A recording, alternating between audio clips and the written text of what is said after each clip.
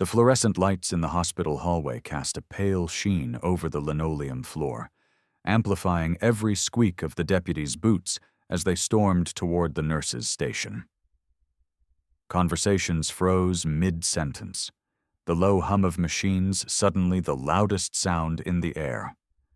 Naomi Hale was holding a chart, halfway through explaining discharge instructions to a patient's daughter, when she saw the black uniforms part the hallway crowd like a blade. "Naomi Hale?" the taller deputy barked, his voice sharp enough to cut through the antiseptic stillness. Her fingers tightened on the folder, knuckles blanching. "You're under arrest for suspicion of child endangerment," he continued, flipping her around with a firm grip before cold steel closed around her wrists. Gasps rippled through the staff. Somewhere to her left, the head nurse whispered, "This can't be right." But no one stepped forward. Naomi's mind spun. Endangerment? She had spent 12 years working nights, patching up the sick, delivering babies in emergency hallways when the maternity ward was full. She didn't endanger children. She saved them. Yet here she was, cuffed and being walked past the very patients she had spent the night helping, their eyes wide with confusion or judgment. Her pulse pounded in her ears, drowning out the words the deputy was reciting. Something about rights, charges, court. They led her to the reception area, and as the hospital's automatic doors hissed open, the winter air slapped her cheeks raw. Flurries clung to her hair as they sat her on a cold bench near the exit, one deputy filling out paperwork while the other kept watch. "You get one phone call," the officer said flatly, pulling a small device from his belt and holding it toward her. Naomi's first thought was her sister in Milwaukee, but she was halfway across the country, and Naomi couldn't bear to hear the judgment in her voice. Her second thought was her lawyer, except she didn't have one. That's when she saw him. Across the waiting room, hunched in a plastic chair near the vending machine, sat a man she'd never spoken to but had noticed before. A stranger in a scuffed leather jacket, always there on late-night shifts, staring out the window as though waiting for someone who never came. She didn't know his name, didn't know his story. Only that he had a stillness about him, a kind of calm that somehow cut through the noise of the world. Their eyes met for a fraction of a second, and something in his gaze, steady, unblinking, felt like an anchor thrown into her spiraling storm. Her heart made the decision before her mind did. "Him," she said quietly, nodding toward the man. The deputy frowned. "Do you know him?" She shook her head. "No." "And you want to call him?" "Yes." Her voice was steadier than she felt. The deputy shrugged, tapping a few buttons before handing her the phone. She hesitated only once, when she realized she didn't even know his number. Then, to her surprise, the man stood, reached into his pocket, and held out a folded scrap of paper as if he had been waiting for this moment. "I think you'll be needing this," he said, his voice low and warm. Naomi's cuffed hands trembled as she took it. She didn't know why she trusted him, why in a moment when the world was turning its back on her, she believed a stranger might just turn toward her. But as the deputy dialed and the line began to ring, she realized it wasn't about logic, it was about hope, and she had nothing else left to hold on to. The phone felt heavier than Naomi expected, its cold plastic pressing into her cuffed palms as the deputy held it steady. The stranger, tall, weathered, with a face that looked carved by wind and time, stood beside the vending machine, watching her without flinching. "Go ahead," the deputy muttered, already impatient. Naomi unfolded the paper the man had given her, her eyes scanning the neat, deliberate handwriting. Elias Ward, 206, 5559734. Just a name and a number. No explanation. No hesitation. She read it out, her voice quieter than she meant it to be, and the deputy began to dial. On the second ring, The man's deep voice answered, "Elias Ward." She glanced at him across the room. His hand was already in his pocket, holding a worn leather wallet as though ready to move. "It's Naomi," she said, then realized how absurd that sounded. "The nurse from St. Bridget's. Her voice caught, and she had to force it out. "I need help." There was a pause on the line. "Where are you?" "They arrested me. Here at the hospital. I'm in the lobby right now. They're taking me downtown." He didn't ask why. He didn't ask what she'd done or if she deserved it. He only said, "I'm coming," and hung up. The deputy gave her a skeptical look. "That's your one call. Hope he's worth it." She didn't answer because she didn't know yet. The other deputy tugged her up by the elbow, leading her toward the sliding doors. Outside, the snow was falling harder, tiny flecks stinging her cheeks. The patrol car sat idling at the curb, exhaust curling into the freezing air. They'd barely reached the vehicle when a black truck swung into the lot, headlights cutting through the snow. Elias stepped out, the hem of his coat brushing against boots that looked built for storms like this. He moved quickly but without rushing, his stride steady, eyes fixed on her and not the officers. "What's going on here?" His tone wasn't loud, but it carried weight, like someone used to being listened to. "She's under arrest," the taller deputy said, clearly not in the mood for interference. "Charges will be explained at booking." Elias nodded slowly, as though filing the information away. "Then I'll follow you, and I'll have her lawyer waiting when you arrive." The deputies exchanged a look. Elias's calm wasn't the bluster they usually brushed off. Naomi didn't know how or why, but he seemed to carry a kind of authority that made people think twice before pushing back. They slid her into the back seat, the door closing with a hollow thud. Through the window, she watched Elias walk back to his truck, his breath visible in the cold, his shoulders set. She'd chosen him out of desperation, yes.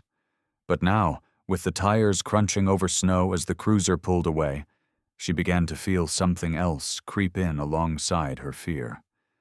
The faint, fragile possibility that she might not be as alone in this as she thought. The ride was short and silent, the city lights blurred behind the frost-lined glass. But when they reached the station, there he was again. Elias, standing in the lot, phone pressed to his ear, his truck parked across 2 spaces as though he'd pulled in without caring about lines or rules.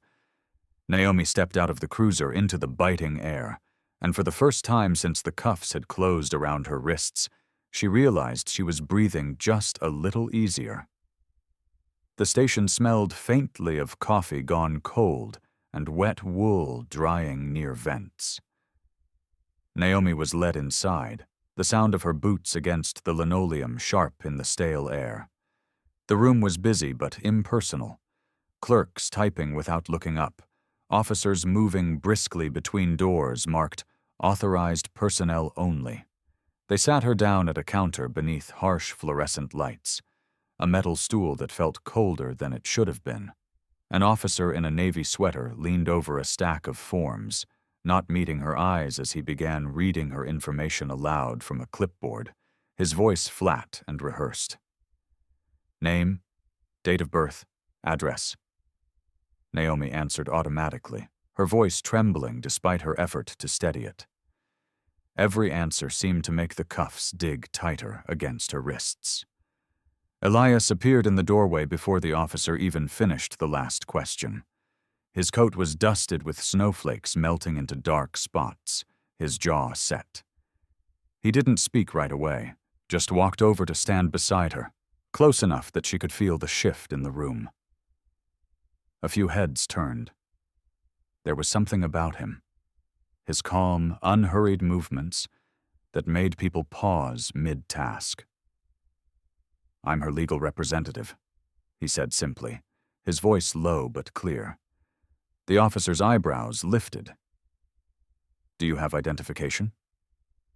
Elias slid a wallet from his pocket and produced a card, the kind with weight to it, embossed lettering catching the light. The officer studied it, then nodded once and passed it back. They removed Naomi's cuffs, the relief immediate but not enough to erase the raw red marks on her skin. Elias noticed, his eyes narrowing slightly before returning to the officer. "We'll need privacy." The officer gestured toward a side room, with a table and 2 chairs. The moment the door closed behind them, Elias sat, leaning forward with his forearms braced on the table. "You don't have to tell me everything now," he said, "but I need to know enough to keep them from holding you overnight." Naomi swallowed hard, the words catching in her throat. "It's about the patient," she began. "The one in room 314. She explained in fragments, the missing medication, the security camera footage taken out of context, the hospital board's eagerness to make her a scapegoat. Elias listened without interrupting, his gaze steady, his fingers laced loosely together. When she finally stopped, the silence stretched for a moment before he spoke. "You're not staying here tonight. I'll make sure of that." Back in the booking area, Elias's tone changed, calmer still, but with an edge that cut through any hesitation. He spoke to the desk sergeant about release conditions, bail arrangements, and procedural oversights that Naomi didn't understand but recognized as leverage. Paperwork shuffled faster, phones were dialed, and within an hour, she was signing a release form.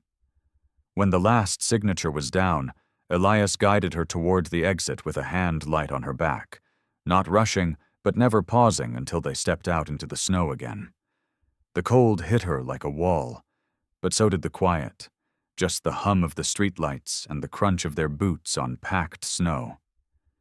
He walked her to his truck, opening the passenger door without a word. Inside, the cab was warm, smelling faintly of cedar and leather. Naomi sat, her hands in her lap, still unsure what to say to a man who'd stepped into her chaos without asking for anything in return. He started the engine, glanced over at her and said, "We're not done talking. But first, food. You look like you haven't eaten all day." The truck pulled away from the station, its tires crunching over the icy pavement as Naomi sat silently, the hum of the heater and the rhythmic sweep of the wipers filling the cab. Snowflakes spiraled in the glow of the headlights, blurring the edges of the road into a pale tunnel. Elias kept one hand on the wheel, the other resting loosely on the gear shift, his gaze steady ahead, jaw tight but unreadable. Naomi's fingers fidgeted in her lap, her mind racing with everything that had happened in the last 6 hours, every face in the hospital hallway, every whisper she thought she'd heard. She wanted to ask why he'd come for her, why he'd cared enough to step into a mess that could easily stain his own reputation. But the words felt heavy in her throat. Instead, she glanced sideways at him, catching the slight shadow of a smirk when he caught her looking. "You keep staring like that? I'll start thinking you don't trust my driving," he said quietly, and she almost smiled. They passed through a stretch of darkened storefronts, the only light coming from a lone diner's neon sign flickering in the snow. Without asking, Elias slowed, turned into the empty parking lot, and parked near the entrance. Inside, the diner was warm and smelled faintly of coffee and fried onions, the walls lined with faded photographs of county fairs and little league teams from decades ago. A waitress in a red cardigan led them to a booth near the window, her eyes darting curiously between them but saying nothing. Naomi slid into her seat, the vinyl creaking under her weight, and Elias took the opposite side, shrugging off his coat. "Order whatever you want," he said, flipping open the laminated menu. She hesitated, unsure if this was a kindness or an obligation, but hunger won over. When the waitress returned, Elias ordered coffee for himself and hot tea for Naomi before she could speak, as if he somehow knew she preferred it. As they waited, Elias leaned forward, forearms on the table. "They'll keep pushing until someone bigger than them tells them to stop," he said, his voice even. "That's going to be me. But I need you to tell me the whole story. No leaving out the parts you think don't matter." Naomi's fingers curled around the edge of the table. She told him more this time. The hospital's sudden internal audit, the board member who'd made offhand comments about cutting staff, the patient's wealthy family with deep ties to hospital donors. She spoke quickly, afraid she'd lose her nerve, and Elias listened, not breaking eye contact, not touching his coffee. When she finished, he sat back, running a hand over his jaw. "That explains a lot," he said. "They needed someone they thought wouldn't fight back." The waitress returned with steaming mugs and plates of food, Naomi's grilled cheese and Elias's plate of eggs and toast. The first sip of tea loosened something in her chest she hadn't realized was knotted. They ate in a quiet that wasn't awkward, just steady, like the sound of snow falling outside. When they were done, Elias tossed a few bills on the table and stood, pulling on his coat. Outside, the storm had picked up, the wind biting at exposed skin. As they walked back to the truck, Naomi realized she was matching her steps to his without thinking. Inside the cab, as he started the engine again, Elias glanced at her and said, "Tomorrow morning we're going to the hospital. You're not hiding from this, Naomi. You're walking back in with me." Her stomach tightened at the thought, but when she met his eyes, she found a steadiness there she hadn't felt in herself for days. And for the first time since her arrest, the panic in her chest eased just enough to let her breathe. By the time the truck rolled back into town the next morning, the snow had stopped, leaving a thin crust of frost on rooftops and sidewalks that caught the early sunlight like powdered glass. Naomi's stomach twisted tighter with each block they passed, the sight of the familiar street signs and the hospital's brick facade drawing her thoughts back to the hallway where 2 officers had taken her away. Elias parked in front of the building without hesitation, cutting the engine and turning to her. "When we walk in there," he said, his voice calm but certain, "you don't look at the floor, you look at me. Let them see you're not alone." She nodded, though her hands trembled as she unbuckled her seatbelt. The automatic doors hissed open, and a rush of antiseptic-scented air met them. Heads turned instantly, nurses pausing mid-step, a clerk's pen hovering above a clipboard, whispers flitting like static along the reception desk. Naomi kept her eyes fixed on Elias's back as they crossed the lobby, her pulse drumming in her ears. At the nurse's station, a man in a navy suit stepped forward, the same hospital administrator who had stood silent during her arrest. His lips curved into a thin smile. "Ms. Rowan," he said, voice dripping with mock politeness. "I didn't expect to see you back so soon." Elias stepped between them, his height casting a shadow over the man. "You'll address her with respect," he said, his tone sharp enough to slice through the murmurs around them. "And you'll produce every record, file, and statement related to her case, now." The administrator's smirk faltered. "That's not how this works," he began, but Elias's gaze didn't waver. "It is when I'm the one asking." A tense silence fell before the man gestured toward an office down the hall. Inside, Naomi sat stiffly across from him, as Elias remained standing, arms folded. The administrator shuffled papers, his fingers fidgeting with the edges, until Elias leaned down, voice low. "We already know this was about silencing her before she could speak against the board's decision. You targeted her because you thought she had no one to stand with her. You were wrong." Naomi's heart pounded. He was saying what she hadn't dared to believe anyone would. The administrator swallowed hard, glanced at Naomi, then back at Elias. "Even if I wanted to undo this," he said, It's not entirely in my hands." Elias straightened. "Then I'll take it to the people whose hands it is in. Press, state board, every patient advocate group in the county. By the time I'm done, this hospital's name will be synonymous with corruption."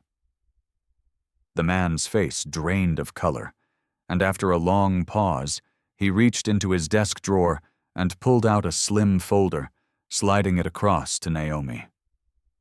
"This is everything," he said quietly. Her fingers hovered above it before she finally took it, the weight of the papers strangely heavier than she'd expected. As they left the office, Elias walked just ahead, parting the curious crowd with his presence alone. Outside, the cold air stung her cheeks, but for the first time in days, it didn't feel hostile. It felt clean. She clutched the folder to her chest, her steps falling in rhythm with his. "You didn't have to do that," she said softly when they reached the truck. He opened the passenger door for her, his expression unreadable, but his voice steady. "I did," he replied, "because some things are worth standing in the storm for." And as she climbed in, Naomi realized the storm inside her had begun to quiet. Back in the small apartment above the laundromat, Naomi sat at the chipped kitchen table with the folder in front of her, the hum of the dryer below faintly vibrating the floorboards. Elias leaned against the counter, arms crossed, watching silently as she unlatched the metal clip and spread the documents across the table. The first pages were copies of her arrest record, formal, cold, filled with language that made her look dangerous and unfit to be near patients. But as she flipped deeper, her breath caught. There were emails, printed in full, between the hospital board members. One message, dated 2 days before her arrest, read in bold at the top, "Need her gone before she talks to the press." Naomi's hands trembled as she traced the words with her eyes, each sentence a dagger that confirmed every suspicion she'd tried to bury. Elias stepped closer, picking up another sheet, a signed directive from the administrator authorizing security removal without due cause. "They set you up," he said flatly, though his jaw clenched so tight the words came out rough. Naomi swallowed hard, her throat dry. "I thought maybe I'd made mistakes that gave them reason. But this—" She gestured to the papers, her voice breaking. "This was never about mistakes. It was about control." Elias's gaze softened. "And they thought you wouldn't fight back." She stared at the pile, the weight of injustice pressing on her chest. "What do we even do with this? Who's going to believe me over them?" He crouched beside her chair, his eyes level with hers. "People don't have to believe you yet. They just have to hear you. Truth has a way of growing once it's out there." Naomi shook her head, fear rising again. "If we go public, they'll come after you too." Elias's mouth quirked in a humorless half-smile. "They can try. I've been through worse storms." She looked at him, searching his face for hesitation, but found only steady resolve. Taking a deep breath, she began sorting the papers into piles. Arrest record, internal emails, directives, her fingers moving faster as anger replaced fear. By the time she finished, the table was covered in damning evidence.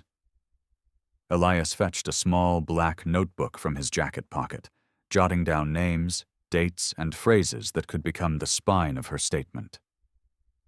"Tomorrow," he said, "we take this to a reporter I trust. But tonight, you rest." Naomi stared at the folder again, the hospital logo stamped in the corner of every page like a mark of arrogance. She closed it with deliberate care, as if sealing a promise. "If they wanted me silent," she said quietly, "they should have left me with nothing. But they gave me this." Elias nodded, his eyes glinting with something between pride and defiance. "Then let's make sure they regret it." The dryer below clicked off, and the sudden silence felt like the moment before a storm breaks.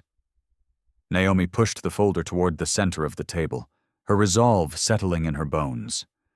For the first time since the arrest, she wasn't just surviving, she was preparing to fight. The next morning, Naomi sat in the passenger seat of Elias's truck, clutching the folder like it was both a shield and a burden, the city blocks passing in a blur of gray winter light. They pulled up in front of a small brick building wedged between a bakery and a pawn shop, its faded sign reading, "The Herald Chronicle." Inside, the warmth smelled faintly of ink and old coffee. Elias led her past the front desk without hesitation, nodding to a receptionist who clearly knew him, until they reached a cramped office with stacks of newspapers forming walls higher than Naomi's shoulders. Behind a desk cluttered with open notepads and half-drunk mugs sat a woman in her late 40s, hair pulled into a loose bun, reading glasses perched on her nose. "Claire," Elias greeted, his voice carrying that rare note of respect she'd come to recognize. Claire looked up, her gaze sharp enough to cut through pretense. "Elias," she said, then turned her attention fully to Naomi. "You must be the nurse he's been talking about." Naomi's fingers tightened on the folder. I was arrested at the hospital where I worked, for something I didn't do." Claire gestured to the chair opposite her. "Sit. Start from the beginning, but only the facts." Naomi took a deep breath and told it all.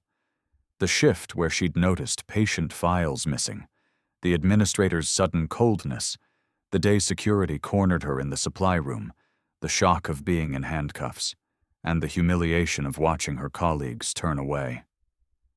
When she slid the folder across the desk, Claire opened it with a deliberate slowness, reading each page, her eyes narrowing as she reached the emails.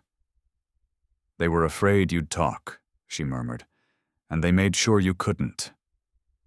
Naomi nodded, her voice steady now. "I thought I could just rebuild my life quietly, but then I saw what they'd written about me online. Things that will keep me from ever working again. They took my career, my reputation, everything." Claire leaned back, tapping her pen against her knee. "This isn't just about you. If they could do this to a nurse, they could do it to anyone who stood in their way. And that makes it a story worth telling." Elias's hand brushed lightly against Naomi's arm, a silent reassurance.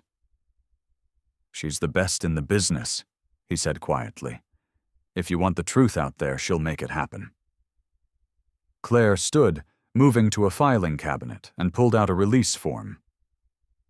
"You need to understand," she said, placing it on the desk. "Once this goes to print, there's no taking it back. They'll come after you harder. They'll try to discredit you. You'll need proof, allies, and the guts to keep standing when the storm hits." Naomi picked up the pen, her grip firm. "They've already taken everything. The only thing left is the truth." She signed. Claire smiled faintly, the kind of smile that carried more steel than comfort. "Then let's get to work." Outside, the snow had begun to fall again, the flakes drifting lazily, as if the world itself had slowed to listen. Naomi stepped out of the building with Elias, the air cold, but somehow cleaner in her lungs. "You sure about this?" he asked, his breath clouding the air between them. She looked back at the door, at the faint hum of activity inside where her story was beginning to take shape, and nodded. "I'm sure. For the first time in weeks, I'm not running." By the following afternoon, Naomi's phone buzzed with a number she didn't recognize, and before she could decide whether to answer, Claire called from the newsroom, her voice clipped with urgency. "They know! Someone at the hospital's PR team got wind of what we're doing. They've scheduled a press conference for this evening." Naomi's stomach tightened, but she forced herself to breathe evenly. "What are they going to say?" Claire didn't hesitate. "They'll paint you as a disgruntled former employee with a history of misconduct. They'll wave around selectively edited records. They'll make you look like a danger to patients. When she hung up, Naomi was already pacing her small apartment, the walls closing in with each step. Elias arrived minutes later, carrying 2 steaming cups of coffee and a grim look. "They're moving fast because they're scared," he said, placing the cups on the table. "That means we hit back just as hard, but on our terms." Naomi opened the folder again, the pages now worn at the edges from her constant review. "If they twist this in public before the truth is out, it won't matter what proof we have. No one will listen." Elias leaned against the counter, arms folded. "Then we make them listen. Claire wants you at the newsroom tonight. She's going to live stream the article's release alongside your interview. The moment they speak, your story goes live." The idea made Naomi's pulse quicken, a mix of fear and something sharper: resolve. Hours later, as the sun dipped below the skyline, she found herself in a dimly lit studio corner of the Chronicle office, a small camera trained on her. Claire sat across from her, notepad ready, while Elias stood just outside the frame. "You'll be speaking to thousands," Claire said quietly. "Forget the hospital executives. Forget the smear. They're not the ones you're talking to. Speak to the people who have been silenced. Like you. Let them see you're not hiding." Naomi nodded, brushing a strand of hair from her face. When the red light blinked on, she told her story again, not as a defense, but as a truth no one could mistake for a carefully crafted press release. She spoke of the patients whose records had vanished, the night security cornered her without explanation, the weeks of isolation afterward. And when she finished, her voice didn't shake. It carried. Across town, the hospital's press conference began, a polished administrator behind a podium. They spoke of disciplinary concerns, breaches of protocol, and termination due to safety issues. But as their broadcast streamed, so did Naomi's. Within minutes, comments poured in beneath her video. Nurses from other hospitals sharing similar stories, former patients asking how they could help, strangers offering legal assistance. The narrative was no longer theirs to control. Back at the newsroom, Claire's eyes never left her screen, watching the engagement climb. "They underestimated you," she murmured. Elias gave Naomi a small nod, the closest he came to a smile. But the night wasn't over. An anonymous email landed in Claire's inbox minutes later, a hospital employee offering to leak internal memos that proved the records had been deliberately altered. Claire read it twice before showing Naomi. "This could be the key," she said, "but it's risky. They'll know who sent it." Naomi stared at the screen, feeling the weight of the decision settle in her chest.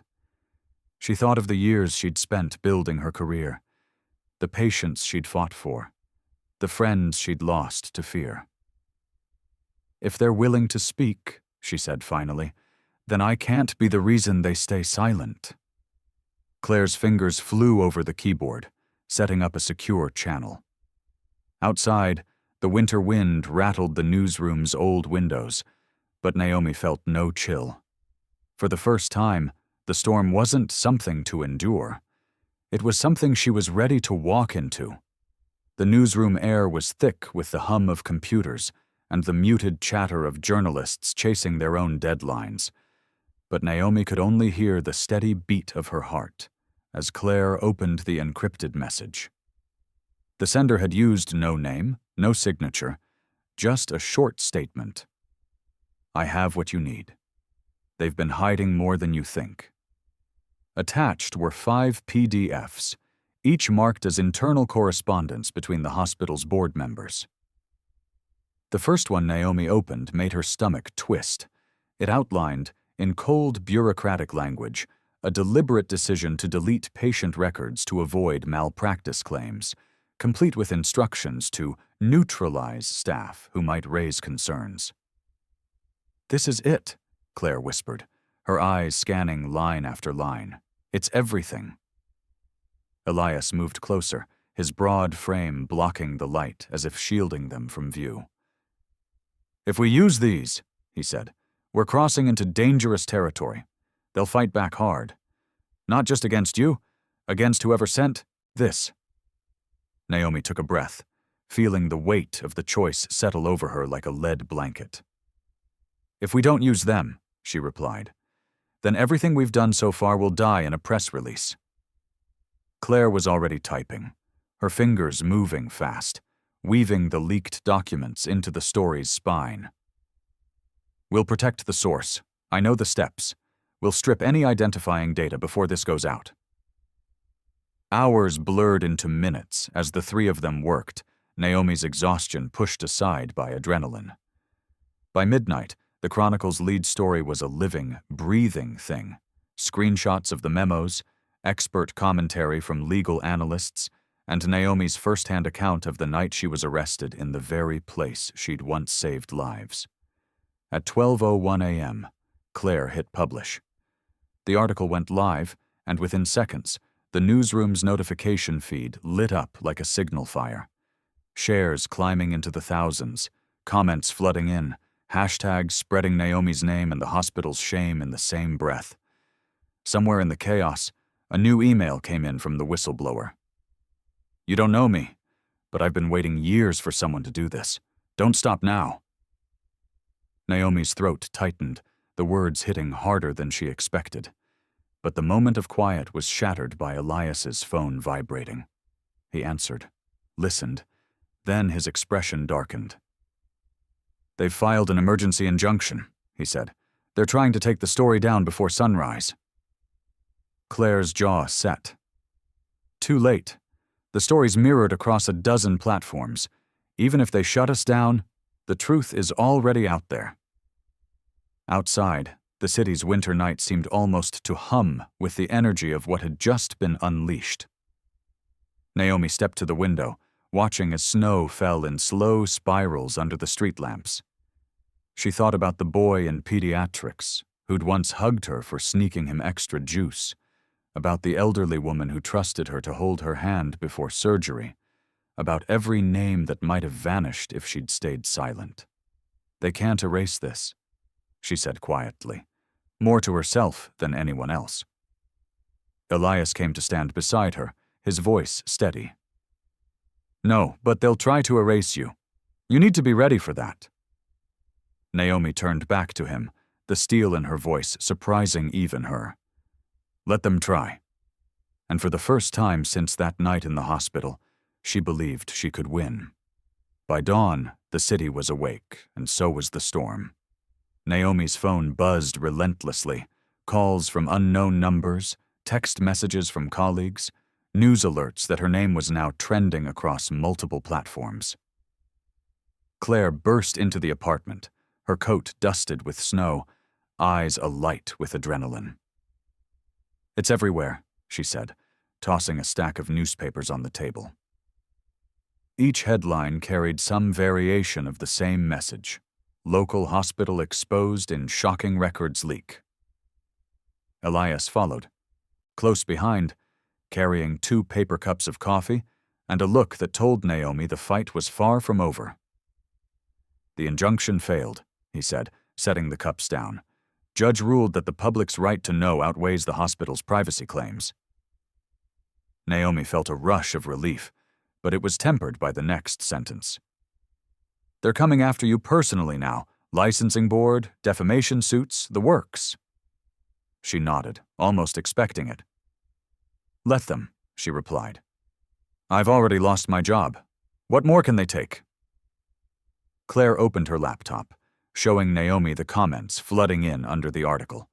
Messages from former patients, grieving families, and even staff still working inside the hospital. "You're our voice. Don't stop." One, from an anonymous nurse, read, "They threatened to fire us if we reported the medication shortages. Thank you for speaking when we couldn't." Naomi's chest tightened, not with fear this time, but with something fierce and unshakable. Elias sat across from her, leaning forward. "You need to make a statement, not just about the hospital, about why you did this. People believe in you right now. Give them a reason to keep believing." Naomi thought for a moment, then began to speak, slowly at first. "I didn't leak these documents for revenge. I did it because I swore an oath to protect my patients, and somewhere along the line, the people in charge decided that profit mattered more than lives. I won't stand for that, not now, not ever." Claire's fingers flew over the keys, capturing every word. Within the hour, Naomi's statement was live, and the effect was immediate. Shares surged again, journalists from other cities reached out, advocacy groups offered legal support, and the story began crossing state lines. But as the momentum grew, so did the pushback. A knock at the door revealed two plainclothes investigators serving her with a formal notice for a disciplinary hearing.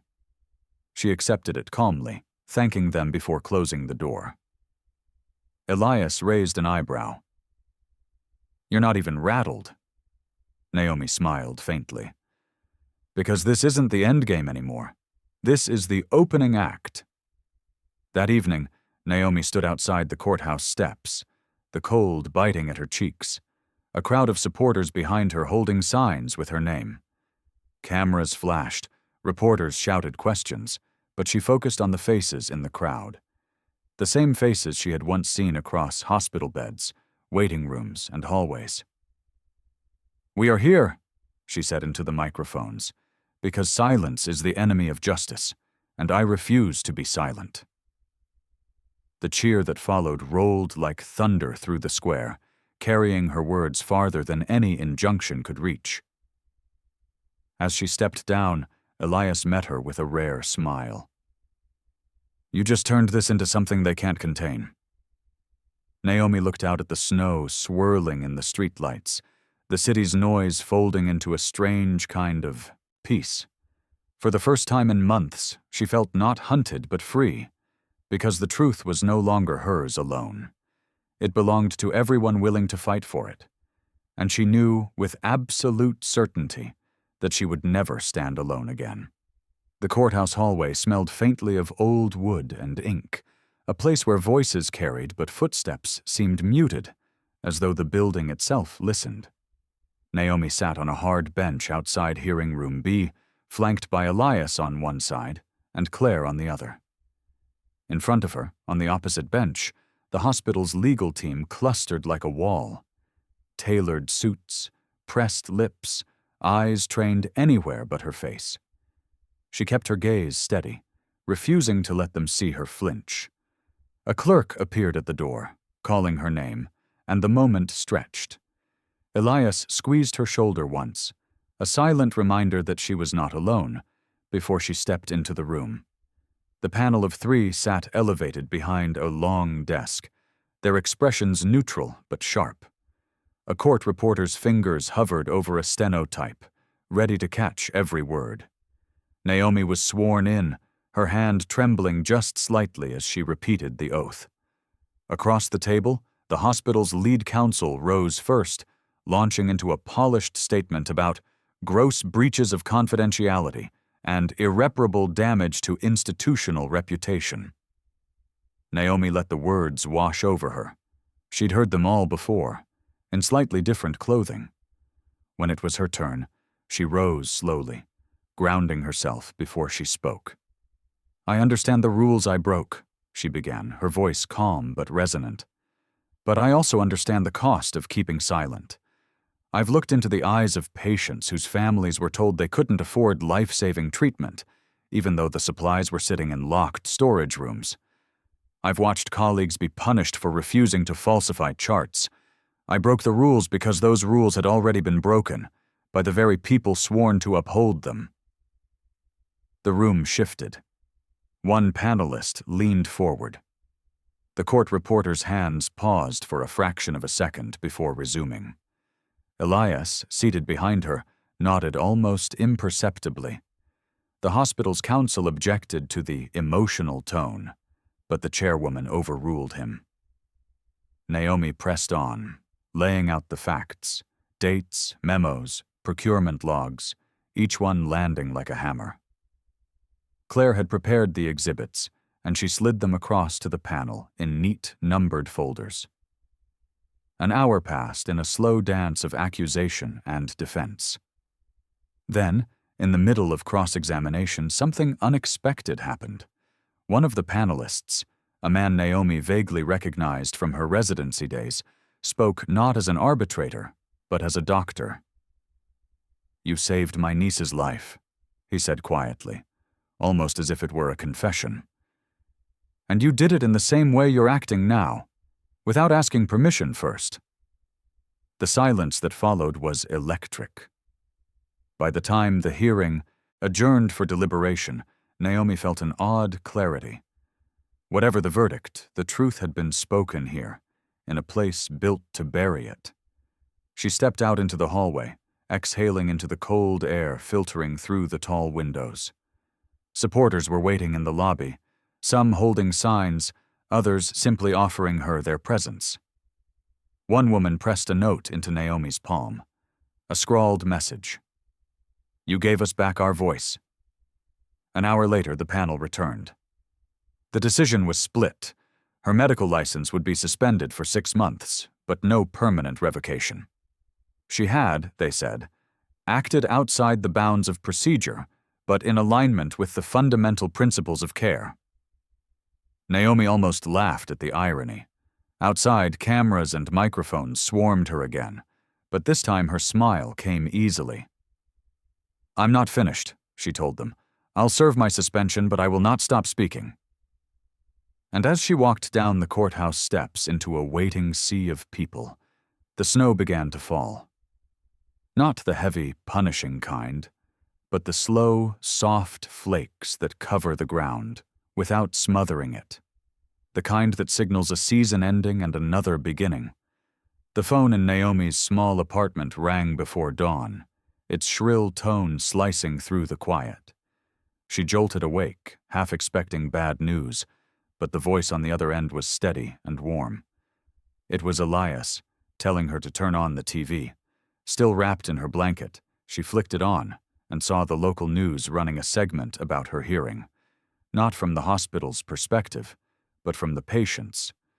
One after another, people were speaking on camera about what she had done for them, about the medicine she had delivered when insurance refused, about the nights she had stayed in the ward without pay, about how she had looked them in the eye when others looked away. Her chest tightened, the image of her mother's kitchen window flashing in her mind, where as a girl she'd first promised herself she would never ignore someone in pain. The reporter closed with a statement from the hospital board. They were reviewing internal policies and committed to restoring public trust. It was vague, but it was movement. And for the first time in weeks, Naomi felt her fight had shifted something larger than her own case. Later that morning, she walked to the community clinic where she'd once volunteered, and the director, an older woman with kind eyes and a brisk manner, met her at the door with an outstretched hand and a simple offer. A temporary position, no license needed, to help coordinate care for underprivileged patients. Naomi accepted without hesitation, feeling the weight on her chest lighten just enough to breathe freely. The rest of the day was a blur. Organizing supply lists, meeting with social workers, greeting patients who recognized her from TV, each moment weaving her back into the fabric of the work she loved. That night, she sat at her kitchen table with Elias and Claire, the three of them sharing takeout and laughing in a way they hadn't in months. Between bites, Claire asked if she'd ever consider going public again, on a bigger stage, to expose more than just one hospital. Naomi looked at them both, the city lights winking through the window behind them, and said, "If I'm going to risk everything, it has to be for more than just survival. It has to be for change." Elias raised his glass in quiet agreement. Before bed, she stepped out onto her small balcony, the winter air sharp against her face.